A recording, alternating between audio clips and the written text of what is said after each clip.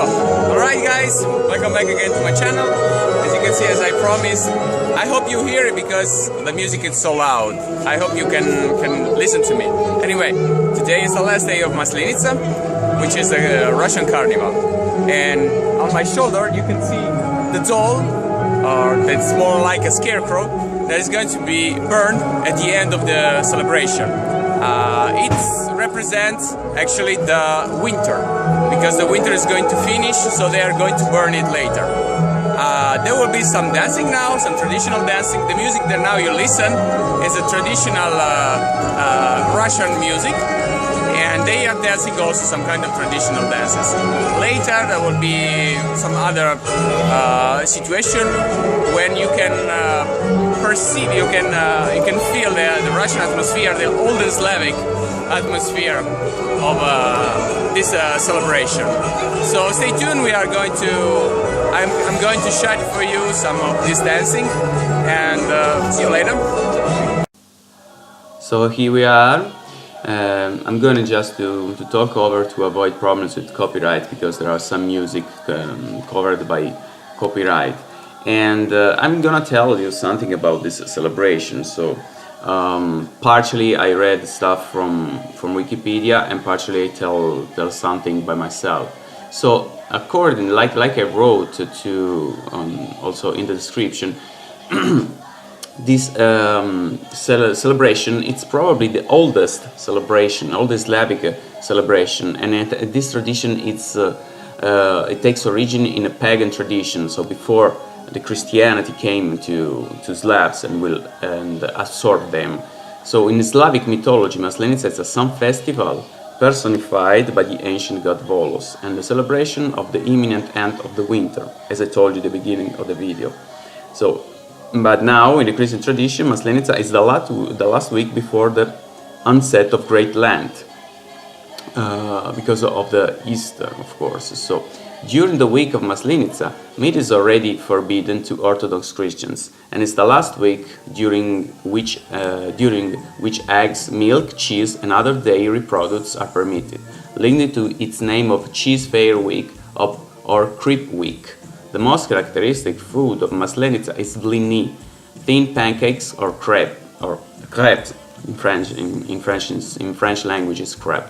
It's not crepe like in English, but crepe, made from the rich foods still allowed by the Orthodox tradition that week: butter, eggs, and milk.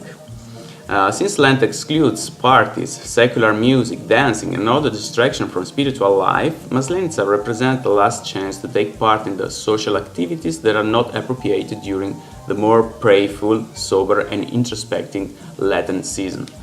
In some regions, each day of Maslenitsa had its traditional activity. Monday may be the welcoming of Lady Maslenitsa. The community builds the Maslenitsa effigy out of straw, decorated with pieces of rags and fixed to a pole formerly known as castroma.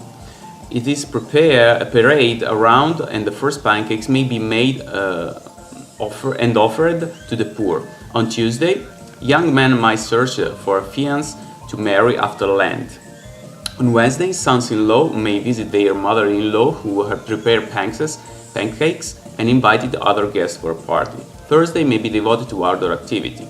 People may take off and spend all the day sledding, ice skating, snowball fights, and with sled rides. On Friday, sons-in-law may invite their mothers-in-law for dinner.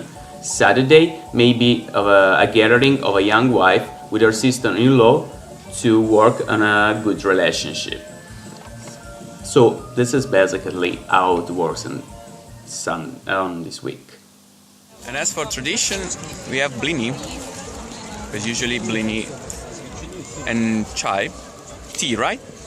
Tea is drunk during this celebration. So I'm gonna have mine. Stay tuned.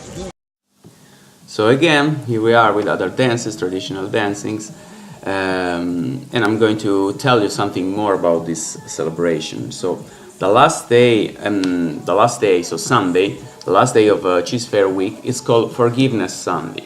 Relatives and friends ask each other for forgiveness and might often them offer them a small presents. As the culmination of the celebration, people gather to strip Lady Maslenitsa of her finery and burn her in a bonfire. Leftover pancakes may also be thrown into the fire, and Lady Maslenitsa's ashes are buried into the snow to fertilize the crops. At Vespers on Sunday evening, people may make a poklon, a bow, before one another and ask forgiveness. Another name for Forgiveness Sunday is Cheese Fair Sunday. Because of the devout Orthodox Christians, it is the last day on which their products may be consumed until Easter. Fish, wine and olive oil will also be forbidden on most days of Great Lent. The day following Cheese Fair Sunday is called Clean Monday because people have confessed their sins as forgiveness and begun Great Lent with a clean slate.